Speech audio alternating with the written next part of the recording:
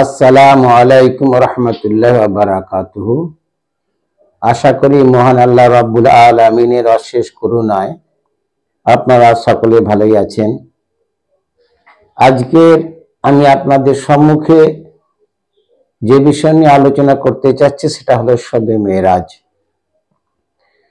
কারণ এটা রজবের মাস, আর শবে মেরাজ সম্পর্কে অনেক দিন সম্পর্কে অনেক মতভেদ থাকলেও অধিকাংশ উলামার অভিমত হলো যে শবে মেরাজ রজবের 27 তারিখে সংঘটিত হয়েছিল।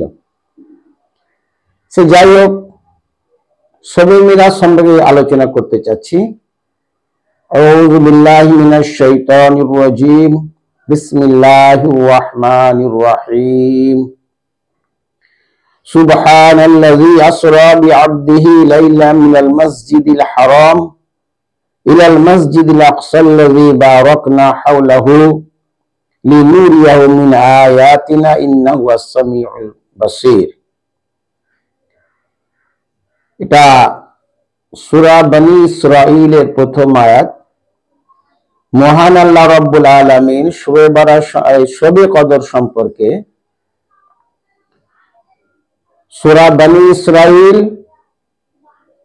এবং সূরা নজম এই দুটো সূরায় শবে মেরাজ সম্পর্কে আলোচনা করেছেন। আমি খুব সংক্ষেপে শবে মেরাজটা কি এবং আল্লাহ রাব্বুল আলামিন তার প্রিয় হাবিব মুহাম্মদুর রাসূলুল্লাহ সাল্লাল্লাহু আলাইহি ওয়াসাল্লামকে কি কি আলামত দেখালেন সেই বিষয়ে আলোচনা করব। আমা তৌফিক ইল্লা বিল্লাহ। আল্লাহ আলামিন সূরা বনী ইসরাঈল প্রথম আয়াতে বললেন, পবিত্র মহিয়ান তিনি, যিনি তার বান্দাকে রাতের বেলা ভ্রমণ করিয়েছেন মসজিদুল হারাম থেকে মসজিদুল আকসা পর্যন্ত, যার পাশে আমি কল্যাণময় করেছি, তাকে আমার নিদর্শনাবলী দেখানোর জন্য তিনি সর্বশ্রোতা সর্বদ্রষ্টা। সুবহানাল্লাযী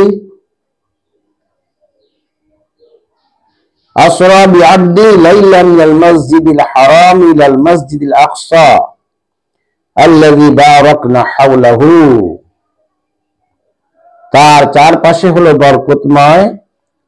মিন আয়াতিনা ইন্নাহু আস-সামিউল বাসীর, যাতে আল্লাহর লিনুরি আয়াতিনা, যাতে আল্লাহ আলামিন তাকে নিদর্শনগুলো নবী পাক সাল্লাল্লাহু আলাইহি ওয়াসাল্লাম দেখাতে পারেন। আল্লাহ রাসূল সাল্লাল্লাহু আলাইহি ওয়াসাল্লাম মক্কা মুকাররমায় লোকেদেরকে আল্লাহর দিকে আহ্বান জানাচ্ছেন, কোরআন শোনাচ্ছেন, আর তারা আল্লাহ রাসূল সাল্লাল্লাহু আলাইহি ওয়াসাল্লামকে কোরআন শোনাবার কারণে অকথ্য নির্যাতন চালাচ্ছে। এমন সময় মা খাদিজাতুল কুবরা তিনি ইন্তেকাল করে গেলেন।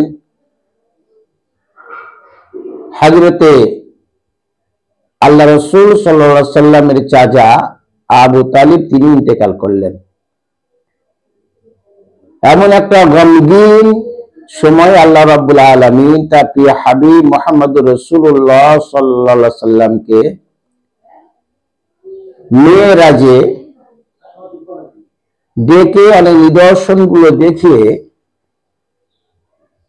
তাকে অনেকটা চিন্তা মুক্ত করলেন।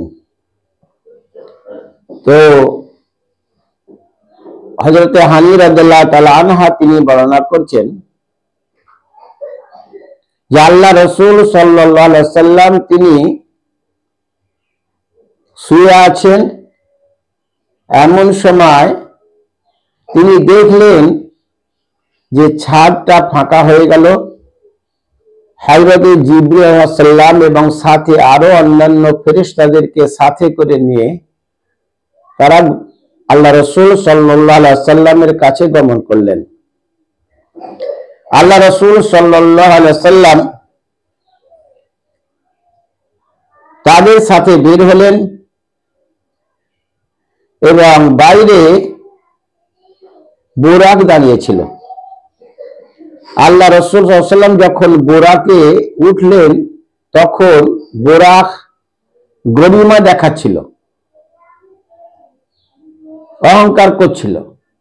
হযরত জিবরাইল আলাইহিস সালাম বললেন, হে বোরাক, যখন থেকে তোমাকে তৈরি করা হয়েছে সেই থেকে এখন পর্যন্ত এই মুহাম্মদুর রাসূলুল্লাহ সাল্লাল্লাহু আলাইহি সাল্লামের থেকে শ্রেষ্ঠ কোনো মানুষ বা কেউ তোমার পিঠে আরোহণ করেনি। যখন জিবরাইল আলাইহিস সালামের মুখ থেকে নিয়ে কথা শুনলো তখন বোরাক ঘামতে শুরু করলো।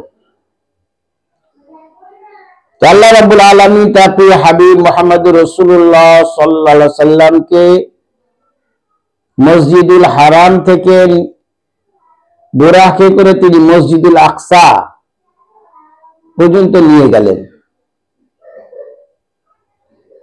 রাস্তায় কয়েক জায়গাতে বিরতি দিলেন।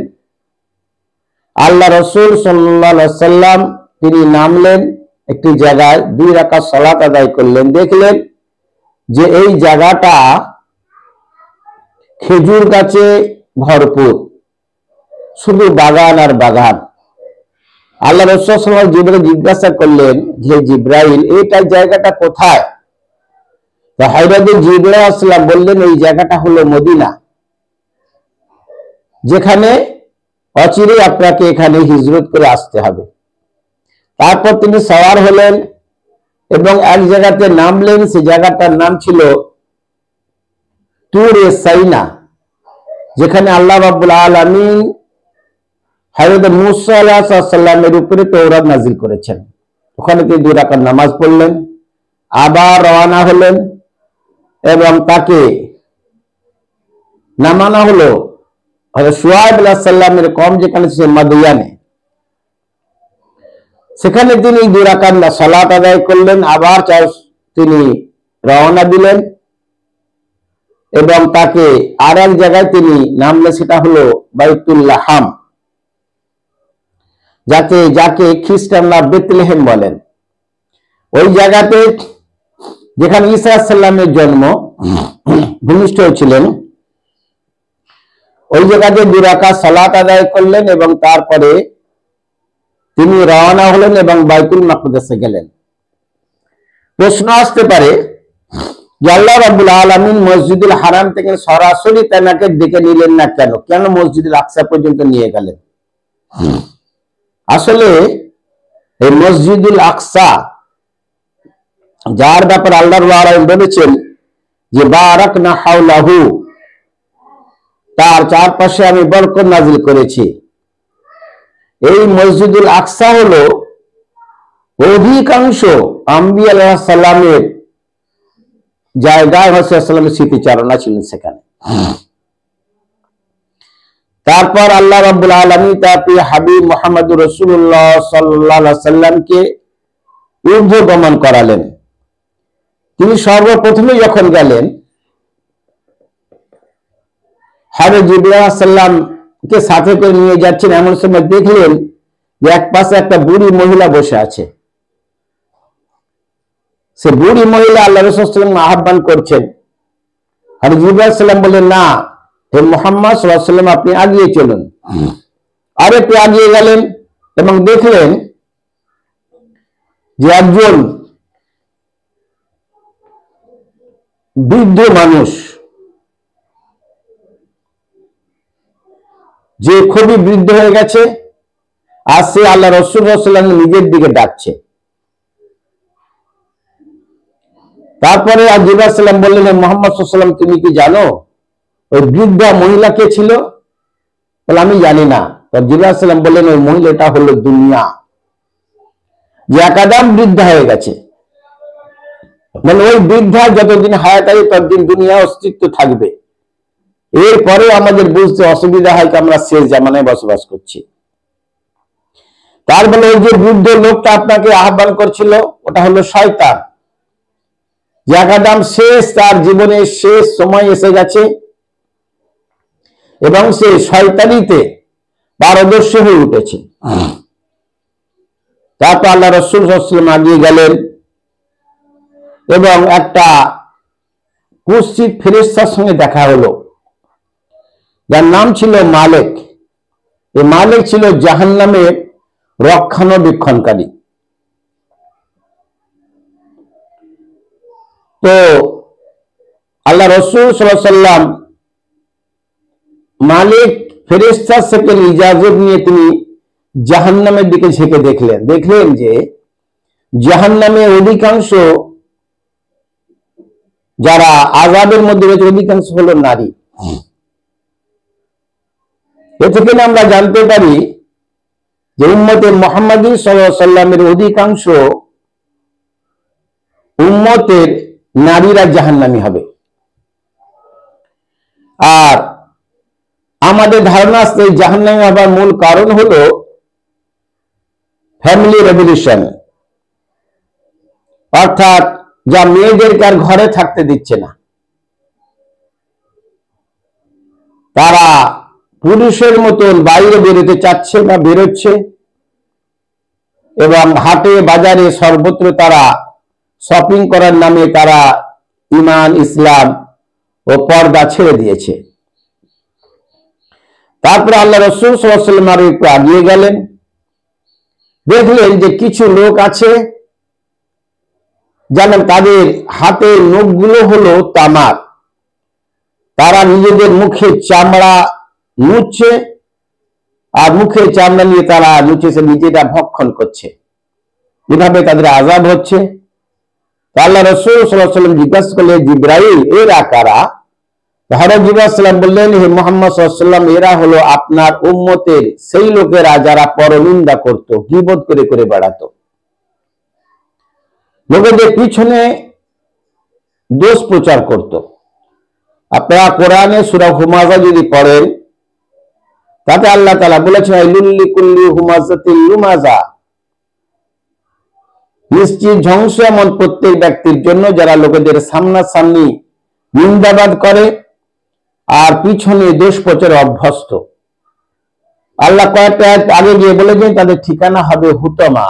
ওমা আদরাকা মাল হুতমা, তুমি কি জানো হুতমা কি? নারুল্লাহ, আল্লাহর আগুন, মুকাদাতুল্লাতি তাতলিউ আলাল আফিদা, মানুষের অন্তর পর্যন্ত জ্বালিয়ে দেবে। তো তাদের এইভাবে আযাব দেয়া হবে। ফলে বোঝা গেল যে উম্মতে মুহাম্মাদী সাল্লাল্লাহু আলাইহি ওয়াসাল্লামের উম্মতের মধ্যে একটা মহামারী আকার ধারণ করবে, সেটা হলো যে গীবত করার অভ্যাস। গীবত একটা ব্যাপক হারে ছড়িয়ে পড়বে। আমরা দেখি যে ওয়াজের মাহফিলে অনেক আলেমরা শুধু অন্য আলেমের নিন্দাবাদ করে বা গীবত করে, আপনাদের ভয় তাদের অন্তরে নেই। যাক, তারপর আল্লাহ রাসূল সাল্লাল্লাহু আলাইহি ওয়াসাল্লাম আরো একটু এগিয়ে গেলেন, যে দেখলেন যে একটা থালায় টাটকা গোশত রাখা আছে আর অপর থালায় আছে খুবই দুর্গন্ধযুক্ত পচা গোশত। তো লোকেরা ওই টাটকা গোশত বাদ দিয়ে পচা গোশত ভক্ষণ করছে। আল্লাহ রাসূল সাল্লাল্লাহু আলাইহি ওয়াসাল্লাম বললেন, ইয়ে জিবরাইল এরা কারা? তাহলে জিবরাইল আলাইহিস সালাম বললেন, এরা হলো আপনার উম্মতের সেই ব্যভিচারী পুরুষ ও নারী, যারা নিজের ঘরে স্ত্রী থাকা সত্ত্বেও যারা বাইরে অপর নারীর সঙ্গে কুকর্মে লিপ্ত হয়, বা নিজের ঘরে স্বামী থাকা সত্ত্বেও যারা বাইরে অন্য নারীদের সঙ্গে কুকর্মে লিপ্ত হয়, তাদের আযাব এইভাবে হচ্ছে। ফলে এই যে শবে মেরাজের ঘটনাগুলো স্পেশালি উম্মতে মুহাম্মাদীর জন্য। ফলে আমরা তো জানতে পারি যে উম্মতে মুহাম্মাদী সাল্লাল্লাহু আলাইহি ওয়াসাল্লামের উম্মতদের মধ্যে ব্যভিচার একটা মহামারী আকার ধারণ করবে, যে এখন করেছে। এখনকার লোকেরা ব্যভিচার, জিনাকার পাপ মনে করে না। আমরা যে শিশুবেলায় ছিলাম যেটা দেখেছি, এখন আর সেটা সেই অবস্থা নেই। অধিকাংশ পুরুষ, অধিকাংশ নারী হলো ব্যভিচারী। তারপর আল্লাহ রাসূল সাল্লাল্লাহু আলাইহি ওয়াসাল্লাম একটু এগিয়ে গেলেন, দেখলেন যে কিছু লোক রক্তে নদীতে সাঁতার কাটছে আর পাথর দিয়ে তাদের মাথা থেতিয়ে ফেলা হচ্ছে, ফাটিয়ে ফেলা হচ্ছে। আল্লাহ রাসূল সাল্লাল্লাহু আলাইহি ওয়াসাল্লাম বললেন, হে জিবরাইল এরা কারা?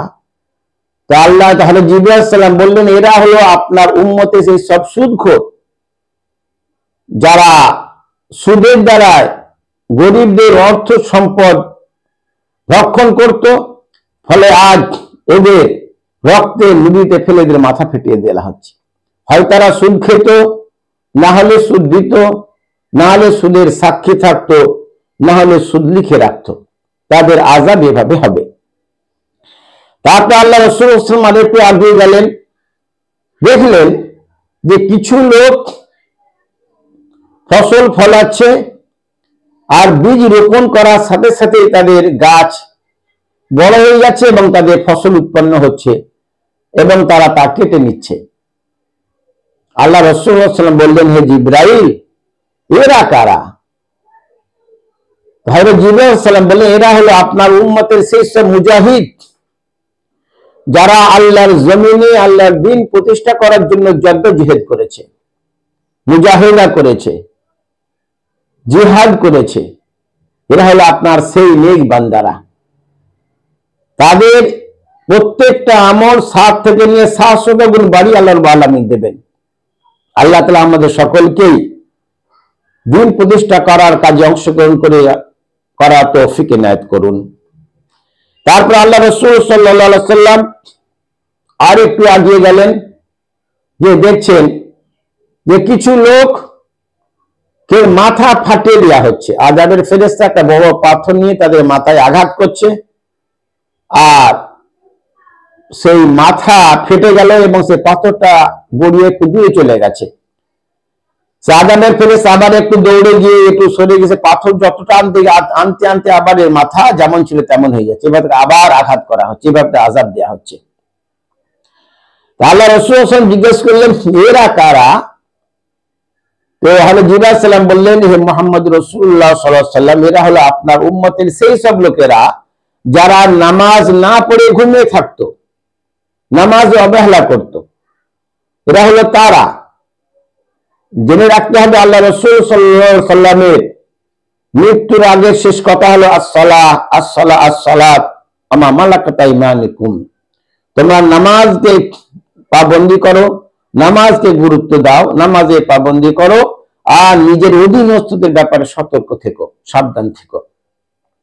আল্লাহ রাসূল সাল্লাল্লাহু আলাইহি ওয়াসাল্লাম আরেকটু আগিয়ে গেলেন, তো দেখলেন কিছু লোক তারা জাঙ্গিয়া পরে আছে, আন্ডারওয়্যার পরে আছে, আর তারা জারি আর জাক্কুম খাচ্ছে। জারি আর জাক্কুম হলো কাঁটাযুক্ত ঘাস জাহান্নামীদের জন্য, আর হলো যে পাথর, তারা পাথর আর কাঁটাযুক্ত ঘাস খাচ্ছে, যা তারা গলদ ধারণ করতে পারছে না, তার কষ্টের শেষ নেই। আল্লাহ রাসূল সাল্লাল্লাহু আলাইহি ওয়াসাল্লাম বললেন, হে জিবরাইল, এরা কারা? আল্লাহ রাসূল সাল্লাল্লাহু আলাইহি ওয়াসাল্লাম বললেন, এরা হলো ওই ব্যক্তি যারা ক্ষমতা থাকা সত্ত্বেও যাকাত দিত না, যাকাত তারা আদায় করত না। আল্লাহ রাসূল সাল্লাল্লাহু আলাইহি ওয়াসাল্লাম আরেকটু আগিয়ে গেলেন এবং দেখলেন কিছু লোকেরা তারা কাঠ জোগাড় করছে, আর সেই কাঠগুলো নিয়ে বোঝা বাঁচে কিন্তু উঠাতে পারছে না, এরা কষ্ট করে যাচ্ছে। আল্লাহ রাসূল সাল্লাল্লাহু আলাইহি ওয়াসাল্লাম বললেন, হে জিবরাইল, এরা কারা? তো আল্লাহ রাসূল জিবরাইল বললেন, ইয়া রাসূলুল্লাহ সাল্লাল্লাহু আলাইহি ওয়াসাল্লাম, এরা হলো আপনার উম্মতের সেই সব লোকেরা যারা ক্ষমতা লোভী, যারা দায়িত্ব পেতে ইচ্ছুক ছিল কিন্তু দায়িত্ব পালন করার ক্ষমতা তাদের ছিল না, যারা দায়িত্ব নিতে প্রস্তুত। ফলে আপনারা সাবধান হয়ে যাবেন যে আপনারা যে যে দায়িত্ব আছে সেই দায়িত্ব সম্পর্কে আল্লাহ রাব্বুল আলামিন কাল হাসরের দিনে জিজ্ঞাসা করবেন। এরা হলো সেই ব্যক্তি যারা দায়িত্ব পেতে চায় কিন্তু দায়িত্ব বহন করার ক্ষমতা তাদের থাকে না। তারপরে আল্লাহ রাসূল সাল্লাল্লাহু আলাইহি ওয়াসাল্লাম একটু আগিয়ে গেলেন, দেখলেন যে কিছু লোকের জিভগুলো আগুনের টেনে ধরে আগুনের কাছে দিয়ে কেটে দেওয়া হচ্ছে, বাকি অংশটা টেনে নিয়ে আর পিছনে পেরেক দিয়ে লাগানো হচ্ছে, এইভাবে আযাব দেওয়া হচ্ছে। আল্লাহ রাসূল সাল্লাল্লাহু আলাইহি ওয়াসাল্লাম বললেন, হে জিবরাইল, এরা কারা? তো হযরত জিবরাইল আলাইহিস সালাম বললেন, এরা হলো আপনার উম্মতের সেই সব ব্যক্তি যারা ওয়াজ করত, সেই সব মাওলানা, আলেম, কারি, যারা লোকেদেরকে তো ভালো ভালো কথা বলতো কিন্তু নিজে তা করতো না। তারা লোকেদেরকে বলতো কিন্তু নিজে আমল করতো। কোরআন আল্লাহ বলেছেন যে ইয়া আইয়ুহাল্লাযিনা আমানু লিমা তাকুলুনা মা লা তাফআলুন, তোমরা এমন কথা কেন বলে যা কার্যত করো না। জেনে রাখতে হবে, যদি কোনো ব্যক্তি অপরকে বলে নিজে যদি না করে সে আলেম না। যার কথার সঙ্গে কাজের মিল নেই তাকে আলেম বলা যায় না। যে কথা যা বলে কাজে যদি তার আমল যদি তদনুরূপ হয় তাহলে সেই আলেম। আজকের সময় বড়ই দুর্ভাগ্য যে আমরা সেই রকম কিছু আলেম তৈরি করতে আমরা ব্যর্থ হয়েছি। তারপরে আল্লাহ রাসূল সাল্লাল্লাহু আলাইহি ওয়াসাল্লাম আরেকটু এগিয়ে গেলেন এবং দেখলেন যে খুবই দুর্গন্ধ বের হচ্ছে। আল্লাহ রাসূল জিবরাইল জিজ্ঞাসা করলেন, ইয়া জিবরাইল, এই কিসের দুর্গন্ধ? তাহলে জিবরাইল সালাম বললেন, এটা হলো জাহান্নামের পুঁজ আর রক্তের দুর্গন্ধ। তারপর বললেন একদিন এটা খুশবু আসছে, বলে এটা কিসের খুশবু? তাহলে জিবরাইল সালাম, এটা হলো আসিয়া, ফেরাউনের স্ত্রী আসিয়ার কবরের সুগন্ধ। তাকে আল্লাহ তাআলা সেই জায়গাটা সুগন্ধ। ফেরাউনের স্ত্রী আসিয়া কখনো জালিমের সাথে জুলুমের সাথে আপোষ করেনি, নিজের জীবন বিসর্জন দিয়েছেন, তবু কখনো বাতিলের সাথে আপোষ করেনি। আজকে আমরা আজাদ হয়েও মুহাম্মদ রাসূলুল্লাহ সাল্লাল্লাহু আলাইহি সাল্লামের উম্মতের দাবি করেও আমরা কতটা হকের সাথে আছি বা হকের সাথ দিই, আমাদেরকে ভেবে দেখার, আপনারা আমাদের সকলকে ভেবে দেখার অনুরোধ করছি। এর মানে ঘটনা, সব ঘটনা বলে এখন আমি ভিডিও বাড়াতে যাচ্ছি না। আল্লাহ রাব্বুল আলামিন আরো কিছু সেখানে দেখলেন, নামাজকে ফরজ করা হলো, 50 ওয়াক্ত আস্তে আস্তে করে ঘুমিয়ে সেটাকে 5 ওয়াক্তে নিয়ে আসা হলো। আমাদেরকে ভেবে দেখতে হবে, আমরা ক্ষণস্থায়ী জীবনের অধিবাসী। পৃথিবী আমাদের আসল ঠিকানা নয়, আমাদের আসল ঠিকানা হলো পরকাল। সে কথা মাথায় রেখে দুনিয়া অপেক্ষা পরকালকে প্রাধান্য দিয়ে যেন আমরা জীবন অতিবাহিত করতে পারি, আল্লাহর কাছে আমি সেই দোয়াই করি, আল্লাহ তাআলা আমাদের সকলকেই সমস্ত রকম পাপ থেকে বেঁচে পরিপূর্ণ কোরআনের অনুসারী হয়ে জীবন অতিবাহিত করার তৌফিক এনায়েত করুন। আমিন। আমা আলাইনা ইল্লাল বালাগ।